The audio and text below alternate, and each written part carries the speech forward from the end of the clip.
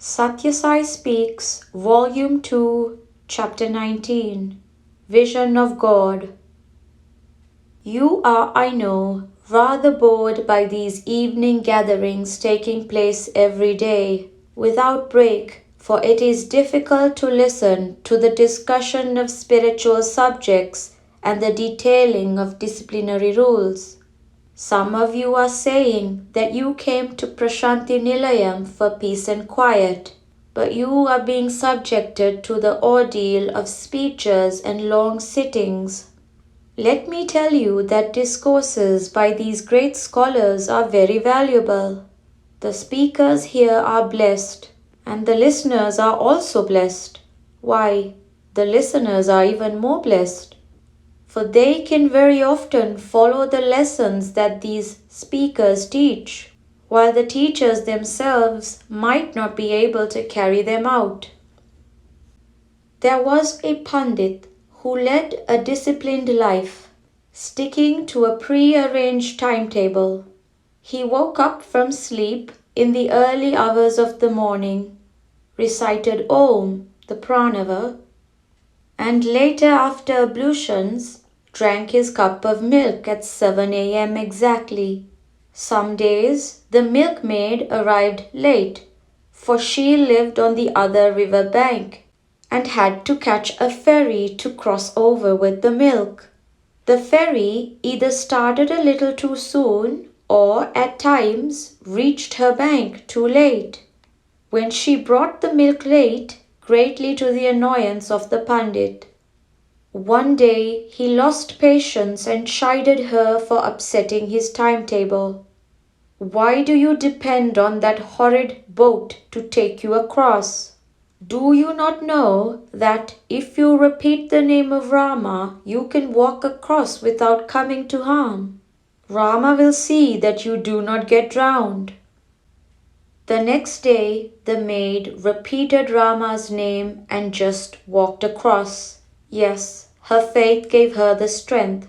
She did not tarry for the ferry.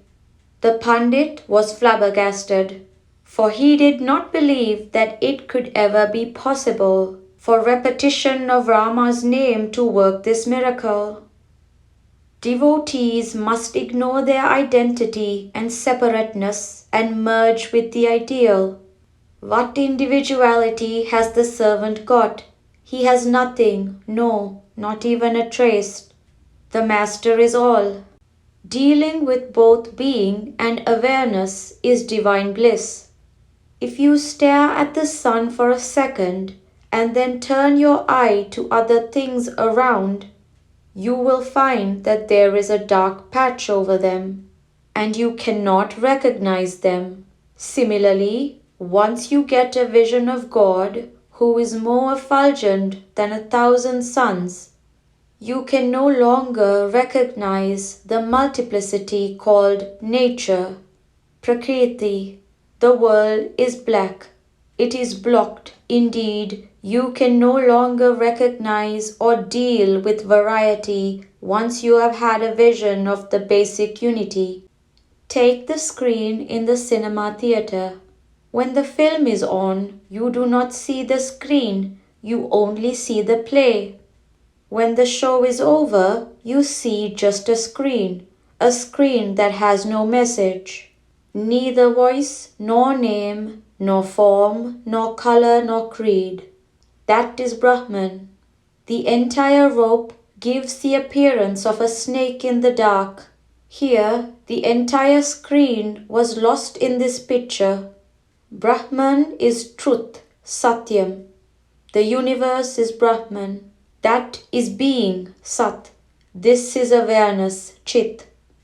Knowing this and dealing with both is bliss, Anandam.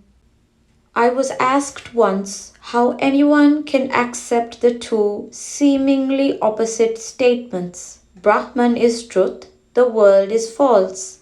Brahma Satyam Jagan Mithya. And the world is full of Vishnu. Sarvam Vishnumayam Jagat. This was my reply. The powers of people are limited by their experience and knowledge. A person is just a part. Pinda, while the Lord is whole, Anda, the force pervading the entire universe. The Anda Pinda Lingam symbolizes this body-limb relationship, the whole part aspect of God, Madhava, and humanity. The Sada Shiva Lingam represents the ever auspicious Atma, which is beyond all dual aspects and concepts, immanent in all beings and everywhere. It is not negated by time. It is Sadha, always, and Shivam, beneficial and auspicious. A real guru must be full of bliss. The Jnanalingam is the sign of the attainment of spiritual wisdom, Jnana. When the last vestige of the delusion of I is wiped off, even the feeling, quote, I know, is gone. Then you are the Atma, pure and whole, entire and enduring, and your condition is best represented by the symbol of the Atmalinga. You have, each one of you, the tremendous power, Shakti, of the infinite consciousness, Atma, in you. Some are able to draw upon it.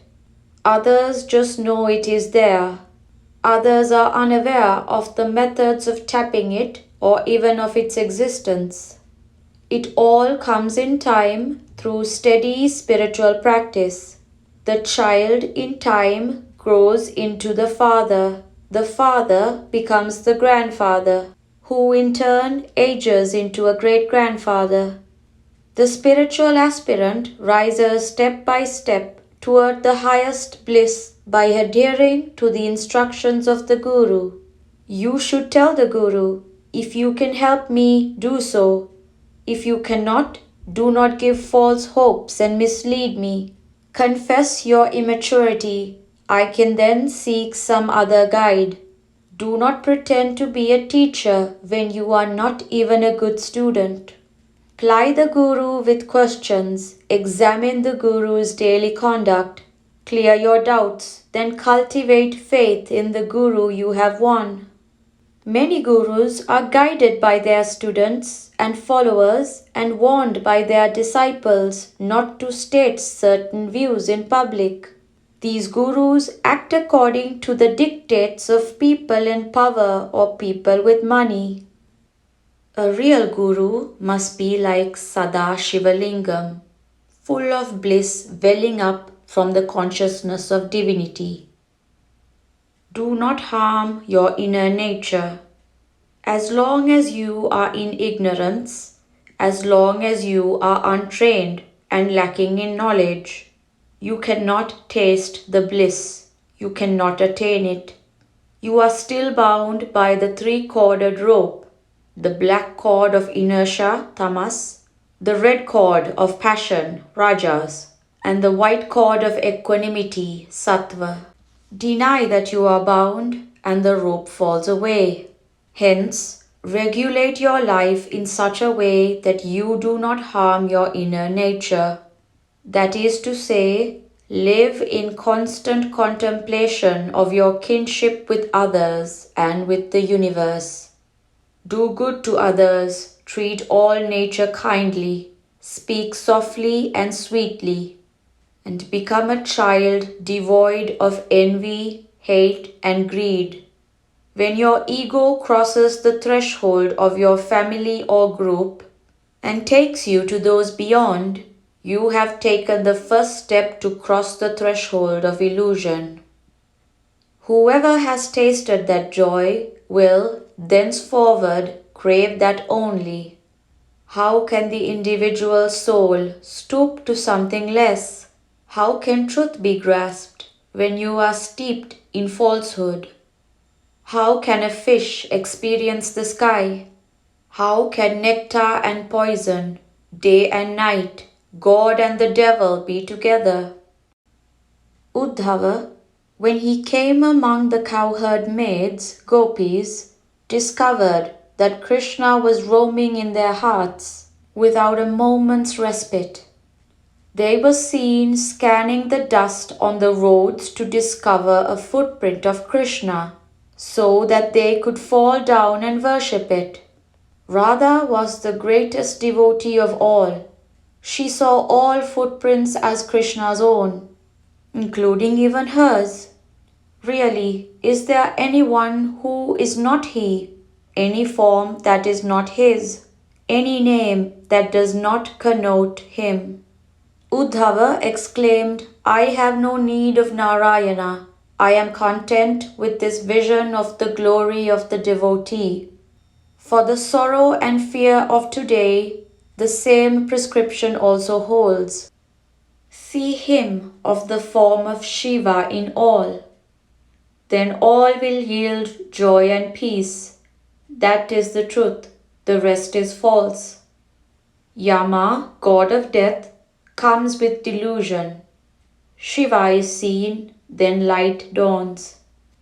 Love will destroy the roots of ego. Egotism is delusion, Maya. How can you get rid of it? The field looks a dry waste, with no sign of green. And you feel proud that you have pulled up all the grass by the roots. When the showers come down, they sprout again. Love, prema, will destroy the roots of the ego. Plant love, protect it, foster it, and enjoy its fruits. Remove envy, hate, and greed from your heart, for they will smother the seedlings of love. Have faith. Faith will grant you all that you need. How can you build your faith on a mound of sand? The deeper you dig the sandy soil, the greater the risk of the sides slipping down and burying your faith in doubt and denial. Listen to the call from within. Believe that it is the call from Mathura, Krishna's birthplace. The Lord too condescends to grant you the chance to develop faith. Why did Krishna raise the Govardhana hill and keep it aloft? It was to announce his truth and his nature, to instill faith and to implant courage. It is just a sign, as is each one of my acts. There is no task that I cannot accomplish. Remember, no weight that I cannot lift. You have faith in Rama and Krishna because of the books that describe a part of their achievements and the experience of the spiritual aspirants who attempted to delve into their mystery. You have not demanded direct proofs of divinity from either Rama or Krishna, have you? Have faith first, and then you will get proof enough. Take up the discipline of the recital of the name. Why drag out your existence as a mere consumer of food, as a moving burden encumbering the earth? Eat, but transform food into good deeds, good thoughts, and sweet speech. Move, but do not cause pain to others or add to their misery. Do not condemn yourselves as weak, sinful, conceited, wicked, outlawed, mean, etc. When you so condemn yourself, remember you are actually condemning me, who is your inner self. Live so that with every breath and step you come nearer and nearer to me. Prashanti Nilayam, 1961, October 22nd. Fasting, upavasa, means that all your thoughts and deeds and words on those holy days must be about God, that you should spend the day near Him, in Him, for Him. It means that eating, sleeping, and other bodily avocations have to take a secondary role, and meditation and repetition of God's name have to take the main role. Sathya Sai Baba.